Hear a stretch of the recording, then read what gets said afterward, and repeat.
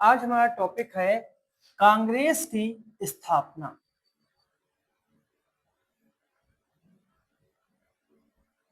कि कांग्रेस की स्थापना कब हुई, क्यों हुई और कैसे हुई। कांग्रेस की स्थापना कोई एक अचानक परिणाम नहीं था।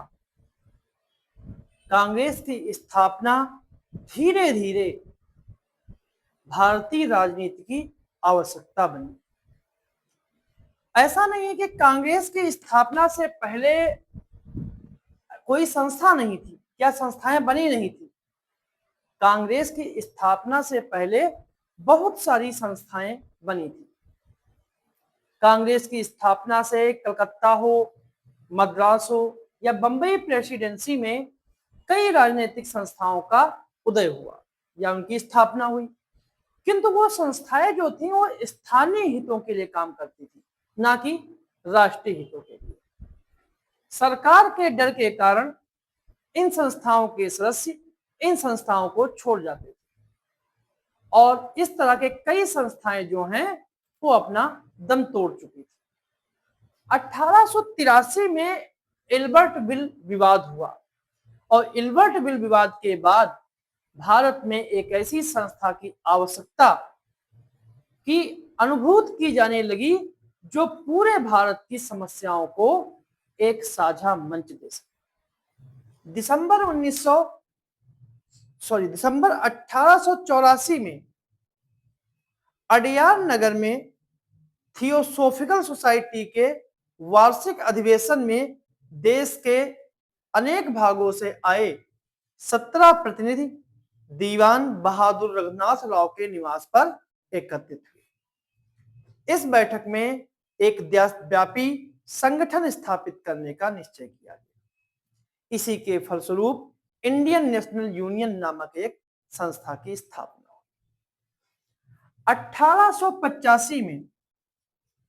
1885 में इंडियन एसोसिएशन ने 25 से 27 दिसंबर को अपनी दूसरी कॉन्फ्रेंस बुलाने का निश्चय किया और इसके लिए उन्होंने जोरदार तैयारियां की। इसी समय एलन ऑक्टेवियन ह्यूम और उनके मित्रों ने इंडियन नेशनल यूनियन की तरफ से बंबई में नेशनल कॉन्फ्रेंस बुलाने का निश्चय किया 1885 में, और इसकी तारीख जो है वो 28 दिसंबर रखी गई, 25 दिसंबर रखी गई। तारीख जो है वो 25 दिसंबर रखी गई। सुरेंद्र नाथ बनर्जी और इंडियन एसोसिएशन को इस संबंध में पहले से कोई जानकारी नहीं दी गई।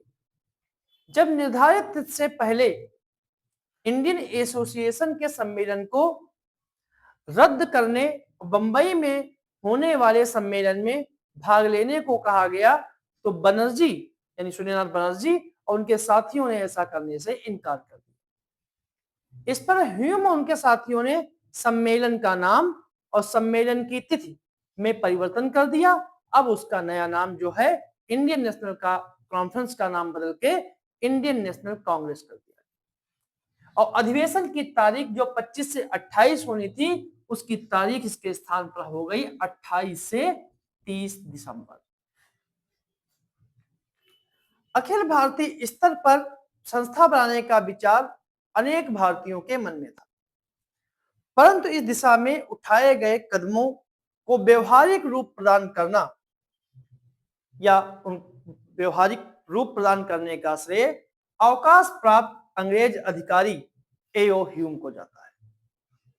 इसलिए एओ ह्यूम को कांग्रेस का संस्थापक माना जाता है कि एओ ह्यूम ने सामाजिक सुधार आंदोलन के लिए देशव्यापी संस्था की योजना पर तत्कालीन वायसराय लॉर्ड डफरिन से विचार विमर्श किया और लॉर्ड डफरिन ने उसे इस संस्था का कार्यक्षेत्र बढ़ाने का सुझाव दिया।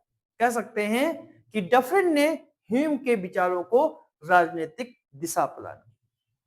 लॉर्ड डफरिन ने वैसे भी कहा था कि भारत में ऐसी कोई संस्था नहीं है जो इंग्लैंड के विरोधी दल की भांति यहां भी कार्य कर सके और सरकार को बता सके कि शासन में क्या त्रुटियां हैं और उन्हें कैसे दूर किया जा सकता है।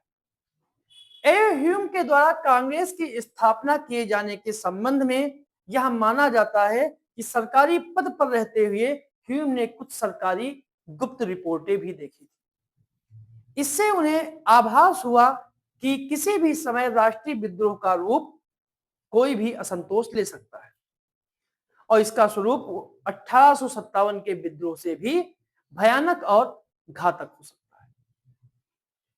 ब्रिटिश शासकों ने भारत को राष्ट्रीय आंदोलन के मार्ग पर जाने से रोकने के लिए भारतीय राष्ट्रीय कांग्रेस को जन्म दिया। 1884 के अंत में ह्यूम बंबई गए और महाराष्ट्र और मद्रास के भारतीय नेताओं से विचार विमर्श करने के बाद 1885 में उन्होंने एक राष्ट्रीय संस्था बनाने की योजना दी।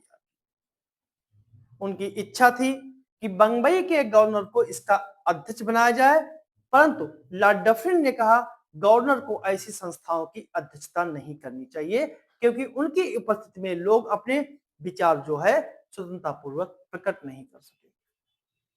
कांग्रेस की स्थापना से पूर्व ह्यूम इंग्लैंड भी गए और वहां उन्होंने लॉर्ड रिपन, डलहौजी, ब्राइस आदि ब्रिटिश राजनीतिज्ञों से विचार विमर्श किया।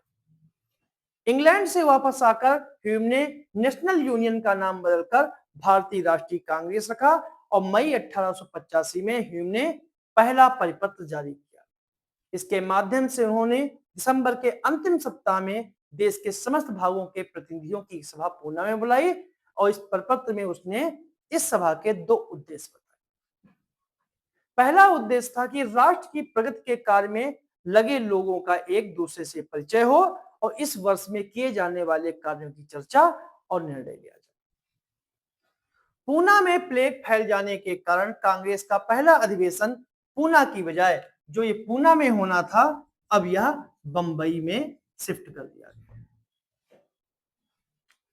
28 दिसंबर 1885 को 28 दिसंबर 1885 को बंबई में गोकुलदास तेजपाल संस्कृत कॉलेज के भवन में इस अधिवेशन की अध्यक्षता व्योमेश चंद्र बनर्जी ने और इसमें देश के अनेक भागों से आए हुए 72 प्रतिनिधियों ने भाग लिया। इन प्रतिनिधियों में बैरिस्टर भी थे, सॉलिसिटर भी थे, वकील भी थे, व्यापारी भी थे, जमींदार भी थे, साहूकार, डॉक्टर, संपादक, मालिक और निजी कॉलेज के प्रिंसिपल भी थे। इसमें दादा भाई नौरोजी, फिरोज शाह मेहता, वी राघवाचारी, दिनेश वाचा और काशीनाथ तेलंग जैसे लोग शामिल थे।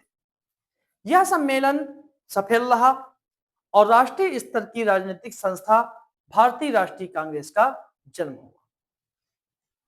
अधिवेशन की समाप्ति पर ह्यूम के आग्रह पर महारानी विक्टोरिया के जय के नारे लगाए गए।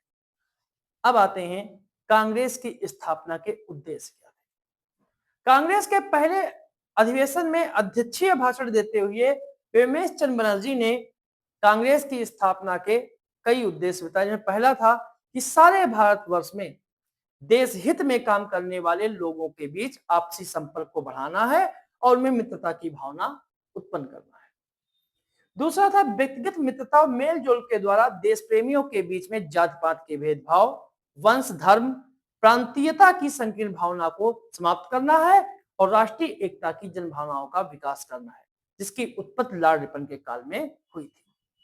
तीसरा था पूरे वाद विवाद के बाद भारत में शिक्षित लोगों को सामाजिक समस्याओं के बारे में सम्मतियां प्राप्त कर उनका प्रमाणिक संग्रह तैयार करना था और उन तरीकों पर विचार करके निर्णय करना जिनके अनुसार आने वाले 12 महीनों में राजनीतिज्ञ देश हित के लिए कार्य करें। पहले अधिवेशन में कुल 9 प्रस्ताव पारित हुए, जिनमें अनेक विषयों पर सुधारों की मांग की गई। इन प्रस्तावों से भी कांग्रेस के उद्देश्यों की जानकारी मिलती है। कांग्रेस की स्थापना के कई कारण हैं। अंग्रेज नौकरशाह द्वारा कांग्रेस की स्थापना में अत्यधिक रुचि लेने की बात ने आरंभ से ही कांग्रेस की स्थापना को वास्तविक कारण को विवादास्पद बना दिया। एक लेखक है नंदलाल चटर्जी, उन्होंने कहा है कांग्रेस रूसी भय की संतान थी, जबकि सीएफ एंड्रूज और हरिश्चंद्र मुखर्जी ने अपनी पुस्तक rise and growth of the Congress में लिखा कि कांग्रेस की स्थापना ठीक पहले जैसी स्थिति जैसी 1857 के बाद इससे पहले कभी नहीं हुई। बहुत से इतिहासकारों का मानना है कि कांग्रेस की स्थापना ब्रिटिश साम्राज्य की रक्षा के उद्देश्य से की गई थी। इन इतिहासकारों के अनुसार कांग्रेस का जन्म इसलिए हुआ क्योंकि ब्रिटिश शासक इसकी आवश्यकता समझते थे और यह राष्ट्रीय आंदोलन के स्वाभाविक विकास का नहीं, राष्ट्रीय आंदोलन में साम्राज्यवादी हस्तक्षेप का परिणाम था। इसके विपरीत कुछ इतिहासकारों का मानना है कि कांग्रेस की स्थापना का केवल ब्रिटिश साम्राज्य के हितों की रक्षा के उद्देश्य से नहीं की गई थी, इसके और भी कारण थे। इन कारणों को हम दो भागों में बांट सकते हैं। पहला कि कांग्रेस की स्थापना साम्राज्य की रक्षा के लिए, तो इस बारे में कई तथ्य हैं। जैसे ह्यूम उच्च अधिकारी सरकारी अधिकारी रह चुका था, उसे भारत में बढ़ते हुए असंतोष की जानकारी थी, इसलिए उसने ब्रिटिश साम्राज्य की रक्षा के उद्देश्य से कांग्रेस की स्थापना में इतनी अधिक रुचि ली। ह्यूम ने सर आकले कार्विन को एक पत्र में लिखकर स्पष्ट किया कि कांग्रेस की स्थापना का उद्देश्य अंग्रेजी शासकों के कार्यों के फलस्वरूप उत्पन्न एक उमड़ती हुई शक्ति के निष्कासन के लिए रक्षा नली यानी सेफ्टी वाल्व का निर्माण करना है। दूसरा है बढ़ते हुए भारतीय असंतोष से ब्रिटिश साम्राज्य को बचाने का एकमात्र रास्ता इस आंदोलन को वैधानिक मार्ग पर लाना था। ह्यूम इसी निष्कर्ष पर पहुंचे थे और लाला लाजपत राय ने भी लिखा है कि भारतीय राष्ट्रीय कांग्रेस की स्थापना का प्रमुख उद्देश्य अंग्रेजी साम्राज्य को खतरे से बचाना था, भारत की राजनीतिक स्वतंत्रता के लिए प्रयास करना नहीं बल्कि अंग्रेजी साम्राज्य के हितों की पुष्टि करना था। उस समय के एक अंग्रेज व्यक्ति और हैं विलियम विडरबर्न, उन्होंने कहा है भारत में असंतोष की बढ़ती हुई शक्ति से बचने के लिए एक सेफ्टी वाल्व की आवश्यकता है और कांग्रेस से बढ़कर अन्य कोई सेफ्टी वाल्व नहीं हो सकता। सरकार के व्यवहार से भी इस तथ्य की पुष्टि होती है कि कांग्रेस की स्थापना ब्रिटिश साम्राज्य की रक्षा के लिए की गई। प्रारंभिक अधिवेशनों में कांग्रेस के प्रतिनिधियों को गवर्नर के द्वारा गार्डन पार्टियां दी गई, अधिवेशन की व्यवस्था में भी पूरा सहयोग दिया गया, परंतु जब ऐसे लोग जिन्हें ब्रिटिश शासक नहीं चाहते थे वह कांग्रेस में घुस गए और कांग्रेस ने ब्रिटिश शासकों की इच्छा के विरुद्ध का मार्ग पकड़ लिया, तब लॉर्ड डफरिन और ब्रिटिश शासक कांग्रेस के विरुद्ध हो गए और उन्होंने कांग्रेस को समाप्त करने के प्रयास करने लगे, क्योंकि कांग्रेस ब्रिटिश सरकार की तीव्र आलोचना करने लगी थी। सरकार के इस आचरण से स्पष्ट है कि अंग्रेज कांग्रेस की स्थापना अंग्रेजी साम्राज्य के सुरक्षा कवच के रूप में चाहते थे। नन्ना चटर्जी का मानना है कि कांग्रेस की स्थापना के समय भारत पर रूसी आक्रमण का भय था और अंग्रेज भारत की राजनीतिक स्थिति को सुधारने के लिए प्रयत्नशील थे ताकि युद्ध की स्थिति में भारतीयों का सहयोग लिया जा सके।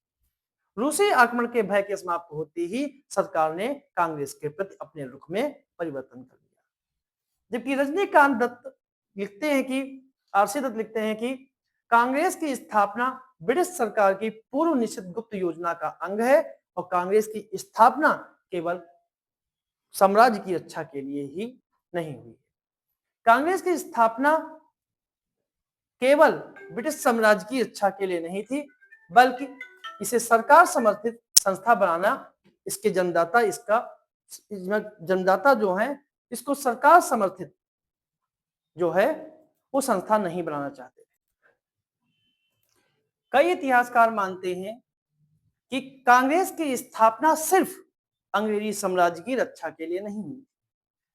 विडनबर्ग ने भी यही कहा कि कांग्रेस की भूमिका इंग्लैंड के विरोधी दल के समान होनी चाहिए। वायसराय डफरिन भी ऐसा चाहते हैं। सामान्यतया यह कहा जाता है कि ह्यूम एक भारतीय अंग्रेज अधिकारी थे जो भारत में तैनात थे। वह ऐसे किसी संस्था की स्थापना क्यों करते जो ब्रिटिश साम्राज्य विरोधी हो? इसके उत्तर में कहा जाता है कि ह्यूम व्यक्तिगत रूप से उदारवादी विचारधारा से प्रभावित थे और चाहते थे कि भारत में ब्रिटिश शासन प्रजातांत्रिक रूप से काम करे। इसके अलावा कांग्रेस का प्रारंभिक रुख भी अंग्रेजों के विरुद्ध नहीं था। 1888 में ह्यूम ने कांग्रेस के मंच से जो भाषण दिया उससे भी पता चलता है कि ह्यूम का उद्देश्य केवल ब्रिटिश साम्राज्य की सुरक्षा करना नहीं था। उन्होंने भाषण में एक तरफ ब्रिटिश सरकार की निरंकुशता की आलोचना की और वही दूसरी तरफ देश में राजनीतिक जागरण को फैलाने की बात भी कही ताकि सरकार पर दबाव डाला जा सके। कांग्रेस की स्थापना केवल ह्यूम ने नहीं की थी, बल्कि दादा भाई नौरोजी, सुरेंद्र नाथ बनर्जी, जस्टिस रनाडे जैसे भारतीय नेताओं का सक्रिय सहयोग था। यह संभव ही नहीं था कि इन भारतीय नेताओं ने ब्रिटिश साम्राज्य की सुरक्षा के उद्देश्य से कांग्रेस की स्थापना में सहयोग दिया हो। उनका उद्देश्य भारतीयों के लिए शासन में कुछ सुधारों की मांग करना था।